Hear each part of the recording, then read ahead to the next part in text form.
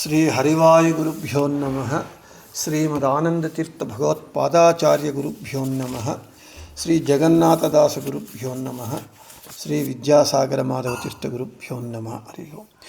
ಹರಿಕಥಾಮೃತಸಾರ ಗುರುಗಳ ಕರುಣದಿಂಗಾಪನಿತು ಪೇಳುವೆ ಪರಮ ಭಗವದ್ಭಕ್ತರಿದನಾದರದಿ ಕೇಳುವುದು ಪಾದಮಾನಿ ಜಯಂತನುಳು ಸುಮೇಧನಾಮಕ ನಿಪ್ಪ ದಕ್ಷಿಣ ಪಾದದುಂಗುಟದಲ್ಲಿ ಪವನನು ಭಾರ ಭೃದ್ರೂಪ ಕಾದುಕೊಂಡಿಹಟಂಕಿತರ ಮೊದಲಾದ ನಾಮದಿ ಸಂಧಿಗಳಲ್ಲಿ ರೈದು ರೂಪದಲ್ಲಿದ್ದು ಸಂತತ ನಡೆಸುತ್ತಲೀ. మన హరికథామృతసారము పాఠంలో మాతృకా సంధి యందు 24వ పద్యం చెప్పుకున్నాము. వెనుకటి పాఠంలో వేదాభిమాని దేవత అయినటువంటి లక్ష్మీదేవి భగవంతుని యొక్క గుణరూప క్రియా విశేషముల యొక్క అంత్యమును కానక ఆమె భగవంతుని ధ్యానమునందు నిమగ్నమై ఉన్నది. ఆమె భగవంతుని పత్ని కావాలి అని అనుకున్నప్పుడు భగవంతుడు లక్ష్మీదేవిని తాను పత్నిగా స్వీకరించినాడు అని చెప్తున్నాం. ఈరోజు భగవంతుని యొక్క గుణములను రూపక్రియా విశేషములను లక్ష్మీదేవి ఎంత ఉపాసన చేసినా ధ్యానించినా ఇంకా అవి కొత్తవి ఆమెకు గోచరమవుతూ ఉన్నాయి. ఇక లక్ష్మీదేవి పరిస్థితి అలా అయినప్పుడు ఇక సామాన్య మనుష్యుల పరిస్థితి ఏమిటి భగవంతుని ఉపాసన యందు అని చెబుతున్నారు 25వ పద్యంలో.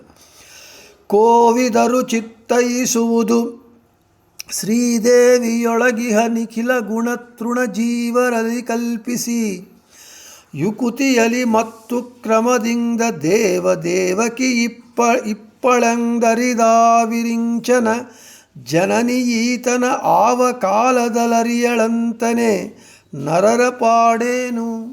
ఇక పదచ్ఛేదము.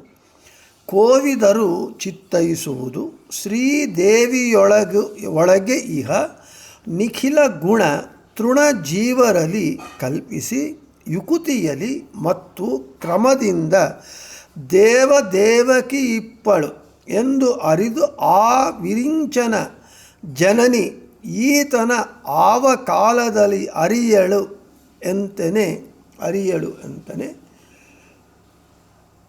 నరర పాడేను. ఇక ప్రతిపదార్థము. శ్రీదేవియొಳಗೆ లక్ష్మీదేవి ఎందున్నటువంటి ఇహ ఉన్నటువంటి నిఖిల గుణ అన్ని శుభ గుణములు తృణజీవరలి తారతమ్యమునందు తృణము అనేటటువంటి ఒక జీవి, గడ్డిపోచ కూడా ఒక జీవి, చిట్ట చివరిది తారతమ్యంలో. ఆ తృణం అనేటటువంటి జీవు రాశి యందు కల్పిసి అంటే లక్ష్మీదేవిలో ఉన్నటువంటి అనంత ఏమి ఉన్నాయి గుణములు అవన్నీ కూడా ఒక చిట్ట చివరి జీవి అయినటువంటి తృణమునందు కలిపి ఉన్నవి అని భావించి యుకుతియలి యుక్తి చేత క్రమದಿಂದ తృణము జీవం మొదలుకొని జీవోత్తములైనటువంటి బ్రహ్మ వరకు వాటిని గుణించుకుంటూ మల్టిప్లై చేసుకుంటూ వెళితే బ్రహ్మకు వచ్చేటప్పటికి ఎన్ని గుణములు అవుతాయో ఆ గుణముల చేత దేవకియు దేవతలందరికీ దేవి అయినటువంటి అంటే స్త్రీ దేవతలందు అత్యంత శ్రేష్ఠురాలైనటువంటి లక్ష్మీదేవియు ఇప్పళెందు ఆ విధంగా లక్ష్మీదేవి ఉన్నది అని చెబుతూ తెలుసుకొని కోవిదరు జ్ఞానులు చిత్తైసుವುದು మనస్సుకు తెచ్చుకోవాలి.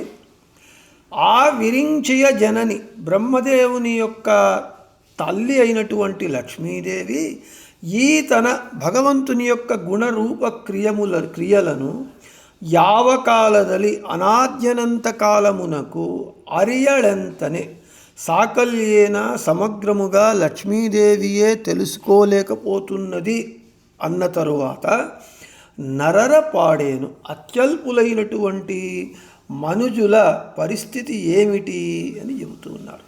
ఇక తాత్పర్యం, శ్రీదేవి యందు అంటే లక్ష్మీదేవి యందు ఉన్నటువంటి సమస్త గుణముల సమూహాన్ని తారతమ్యమునందు చిట్ట చివరి జీవి అయినటువంటి గడ్డిపోచయందు ఉన్నది అని ఉదాహరణకు తీసుకొని క్రమంగా తారతమ్యాన్ని అనుసరించి జీవోత్తములైనటువంటి బ్రహ్మ వరకు గుణములను హెచ్చించుకుంటూ వెళితే అన్ని గుణములు లక్ష్మీదేవి యందు ఉన్నాయి అని తెలుసుకొని జ్ఞానులు తెలుసుకొని బ్రహ్మకు తల్లి అయినటువంటి లక్ష్మీదేవియే భగవంతుని గుణములను ఇప్పటి వరకు ఈ క్షణము వరకు ధ్యానిస్తూ వాటిని సాకల్యముగా సమగ్రముగా ఆమె తెలుసుకోలేకపోతున్నది అన్న తరువాత ఇక అత్యల్పులైనటువంటి మనుష్యులు భగవంతుని గుణములను ఎలా తెలుసుకోగలరు సాకల్యముగా సమగ్రముగా అని.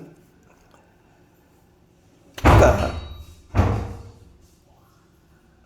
అంటే భగవంతుని గుణములు అనంతము, వాటిని లెక్కించడానికి వాటి యొక్క అంత్యమును చూడడానికి లక్ష్మీదేవికే సాధ్యము కాదన్నప్పుడు ఇక సామాన్య మనుష్యులకు ఏమి సాధ్యమవుతుంది అని చెబుతూ ఉన్నారు.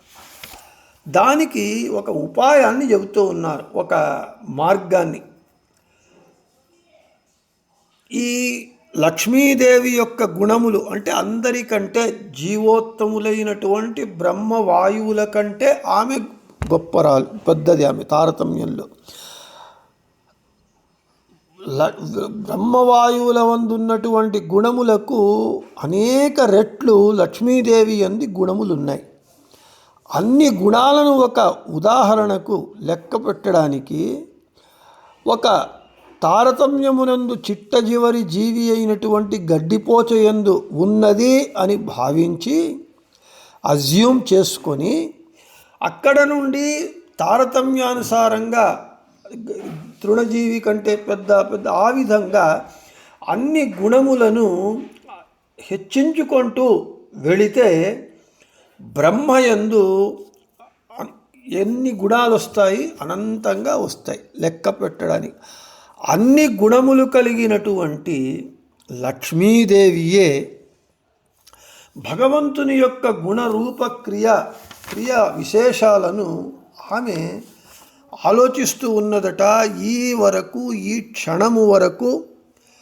అయితే సాకల్యముగా సమగ్రముగా భగవంతుని గుణములు రూపములు క్రియలు